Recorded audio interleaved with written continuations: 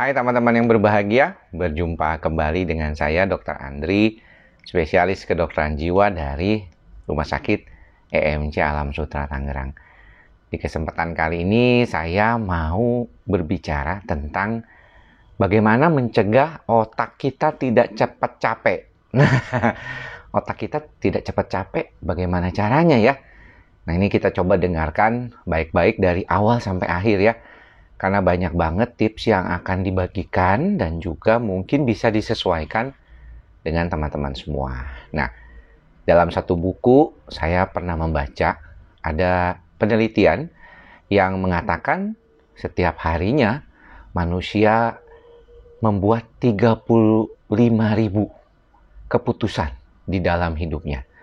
Ya, bayangkan 35.000 keputusan di dalam hidupnya sehari-hari. Jadi dari sejak si orang tersebut bangun tidur ya, kita bangun tidur, ini kita sudah memutuskan mau ngapain gitu ya. Dan dalam artian seperti ini kita bisa melihat bahwa kehidupan kita ini sangat kompleks. Jadi kita tidak bisa mengatakan bahwa kayaknya saya tuh biasa-biasa aja dok, nggak juga. Sebenarnya kita tuh sangat kompleks kehidupannya. Dan untuk mencegah supaya otak kita tidak kelelahan dalam memberikan keputusan-keputusan itu, maka manusia menciptakan yang namanya kebiasaan ya, atau habit. Nah, kebiasaan ini adalah salah satu cara adaptasi dari otak kita, dalam hal ini manusia, untuk bisa ya membantu dirinya agar lebih tidak mudah lelah atau tidak capek. Teman-teman, kalau teman-teman perhatikan, kita berbedanya dengan binatang ya adalah di bagian otak depan kita, atau yang kita kenal dengan namanya prefrontal cortex kita. Itulah yang menyebabkan manusia bisa melakukan perencanaan. Sedangkan kalau binatang yang tidak punya prefrontal cortex itu berdasarkan insting saja. Jadi kalau misalnya kita melihat manusia itu bisa melakukan sesuatu, dia bisa menjadi sesuatu yang lebih baik lagi atau lebih buruk lagi di masa depannya. Dan kalau kita melakukan perencanaan, tentunya kita perlu berpikir, bukan? Nah, inilah kodratnya manusia. Di satu pihak dia memang punya kelebihan di dalam otaknya itu, karena adanya prefrontal cortex itu ya, daerah depan di otak manusia yang berkembang, yang menciptakan suatu kemampuan untuk merencanakan sesuatu, belajar sesuatu ya, membuat satu keputusan di dalam kehidupannya. Namun konsekuensinya manusia menjadi sebagian yang terus-terusan berada pada kondisi berpikir yang ketat, maka akhirnya jadi kelelahan.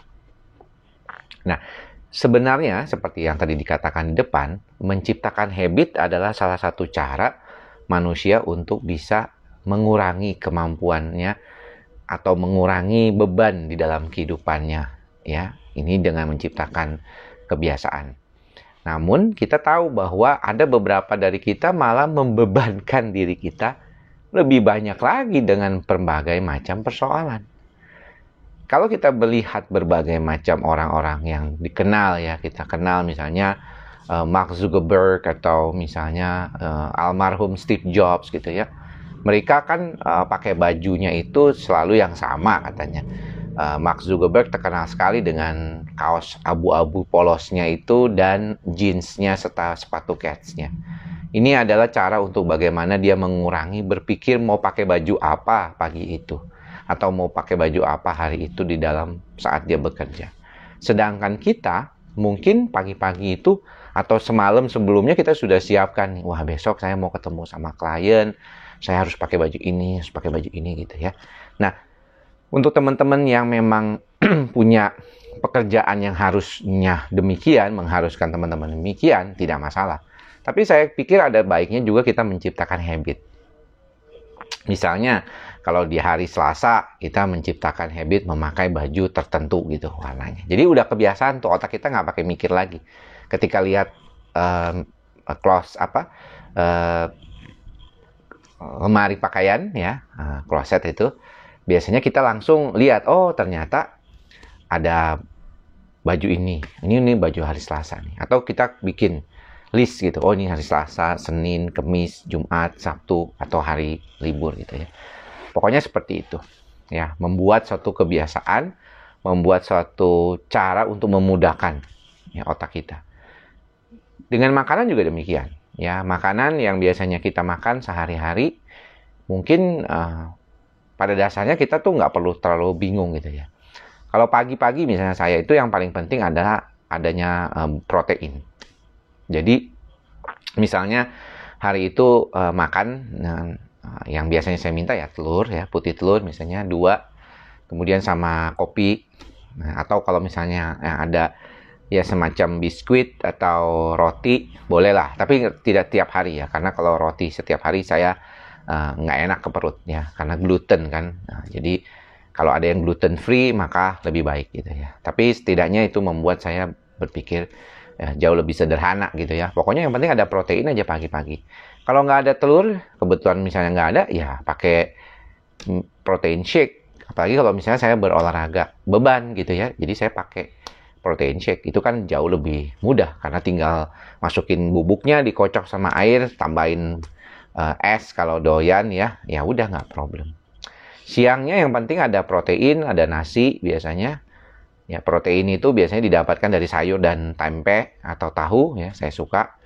Jadi kalau misalnya ada sayur ya sayur-sayur aja gitu. Yang paling saya suka ya cuma labu, kemudian sama brokoli. 2 itu aja udah cukup, sama pecai ya, atau sawi putih katanya, atau caisim, atau sawi hijau, itu juga suka. Ya udah itu aja 4 itu aja, pokoknya nggak bingung gitu ya.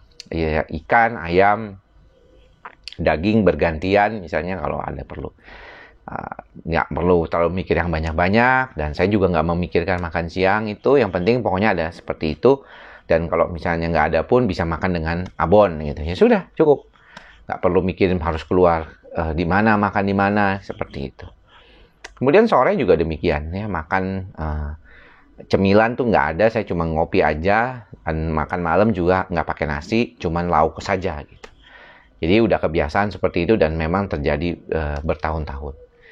Bagaimana berpikir juga kebanyakan saya memutuskan untuk misalnya buka WhatsApp group itu hanya pada saat saya senggang. Dan banyak WhatsApp group itu saya mute ya. Bahkan hampir semuanya WhatsApp group saya mute supaya tidak ada distraksi saat saya sedang bekerja ya. Dan notifikasi hanya biasanya untuk keluarga saja. Kalau keluarga inti ya, istri, orang tua saya, kakak, adik, itu biasanya masuk ya. Tapi kalau yang lain tidak. Jadi saya hanya membuka WhatsApp hanya di saat saya perlu saja. Begitu juga media sosial ya. Media sosial ada waktu tertentu di mana saya misalnya perlu untuk memposting sesuatu di media sosial saya, maka saya lakukan itu. Dan kalau kita lihat memang ini adalah cara untuk mengurangi beban pikiran terhadap banyaknya hal-hal yang perlu dilakukan. Saya memahami bahwa banyak di antara teman-teman yang tidak bisa demikian ya. Kerjanya cukup banyak menyita pekerjaan teman-teman, itu menyita perhatian, kemudian juga banyak menyita produktivitas teman-teman. Tapi kalau menurut saya hal-hal di luar pekerjaan itu nggak usah difokuskan lebih ya, kecuali misalnya olahraga, makanan yang memang perlu untuk membantu teman-teman tetap bugar dan sehat. Tapi hal-hal lain nggak usah lah ya, media sosial nggak usah, nonton TV kebanyakan nggak usah ya, baca berita juga jangan terlalu banyak ya, karena terlalu banyak informasi juga akan membuat teman-teman bingung sendiri dalam membuat keputusan juga gitu ya. Bayangkan kalau kita dikasih menu ada 100 dengan menu yang cuma ada 3 ya, pastinya kita akan lebih gampang memenuhi pesanan kita dengan menu yang cuma 3 itu ya. Menunya nasi goreng, mie goreng, sama teh manis misalnya, atau teh, udah ya, kita mau pilih mie atau nasi goreng kan. Tapi kalau misalnya ada mie goreng dengan sosis, mie goreng dengan pete, mie goreng dengan sosis pete, mie goreng sosis pete dengan ayam, ada juga yang super, ada juga yang internet, misalnya Indomie telur nasi goreng kornet, wah udah macam-macam, maka teman-teman akan makin bingung gitu. pengen nyoba ini, pengen nyoba itu gitu. Pikirannya tuh akan jauh lebih bingung. Sehingga sebaiknya memang, kalau ini pesan terakhir saya adalah, berikanlah pilihan yang terlalu sedikit buat diri kita kalau bisa. Jangan banyak-banyak pilihannya. Ya, karena dengan banyaknya pilihan membuat kita semakin bingung, semakin lelah, semakin sulit membuat keputusan. Usahakan supaya demikian, ya. Nah, begitu juga dalam bekerja, ya, usahakan lebih simple, lebih sederhana, ya. Dan membuat kehidupan lebih sederhana ini sebenarnya bisa dilakukan, bukan cuman omongan semata. Walaupun teman-teman bilang, tapi kan kerjaan saya banyak. Oke, kalau kerjaannya banyak berarti memang harusnya mungkin dikurangin. Tapi kalau dikurangi nanti akhirnya begini, ya itu mungkin yang perlu dipersiapkan sama teman-teman. Bagaimana kita bisa mendapatkan kehidupan yang baik, yang sederhana, yang tetap tercukupi dalam artian secukupnya kehidupan kita. Tidak terlalu ngoyo atau tidak terlalu bersikeras untuk mendapatkan semuanya. Ya, ini kadang-kadang yang menyebabkan orang tuh melakukan banyak pekerjaan sekaligus karena dia merasa dia bisa melakukan semuanya itu dan bisa mendapatkan hasil yang banyak. Padahal multitasking itu tidak mungkin dilakukan sebenarnya. Hanya saja kesannya multitasking. Walaupun pada kenyataannya itu tidak demikian. Teman-teman pasti yang pernah melakukan pekerjaan sekaligus banyak, tentunya tidak mendapatkan hasil yang baik sebenarnya. Kalaupun mendapatkan hasil yang baik, paling cuma salah satu yang difokuskan saja. Itu sih sebenarnya berarti kalau misalnya teman-teman fokusannya 1 atau 2 paling banyak aja, ya tentunya akan jauh lebih baik hasilnya daripada 10 dikerjain semuanya. Ya, dan saya rasa nggak perlu kita khawatir kalau kita tidak terlihat sibuk gitu ya. Kalau ada teman-teman bilang ke saya juga begitu, gimana hari ini bisa? Yang penting saya udah selesai praktek gitu, karena buat saya selesai praktek ya sudah gitu, karena waktu yang lainnya bisa digunakan untuk membuat video seperti ini, baca buku gitu ya, udah sama ngobrol sama keluarga. Jadi nggak perlu yang macam-macam. Intinya sederhanakan hidup kita agar kita mendapatkan manfaat dan otak kita nggak capek. Ya, jadi itu tips yang paling dominan dan teman-teman boleh lakukan, coba ya, cari cara sesederhana mungkin untuk membantu teman-teman sendiri. Karena bagaimanapun itu dari kita semuanya. Mudah-mudahan apa yang saya sharing pada kesempatan kali ini bermanfaat, cukup panjang teman-teman, mudah-mudahan mendapatkan manfaat dari apa yang kita bicarakan pada kesempatan kali ini. Jangan lupa untuk tetap menjaga diri sendiri dengan baik dan mantra kita bersama, ikhlas, sabar, dan sadar. Semoga semua makhluk berbahagia, semoga teman-teman berbahagia. Sampai bertemu lagi di lain kesempatan. Salam sehat jiwa. Bye-bye.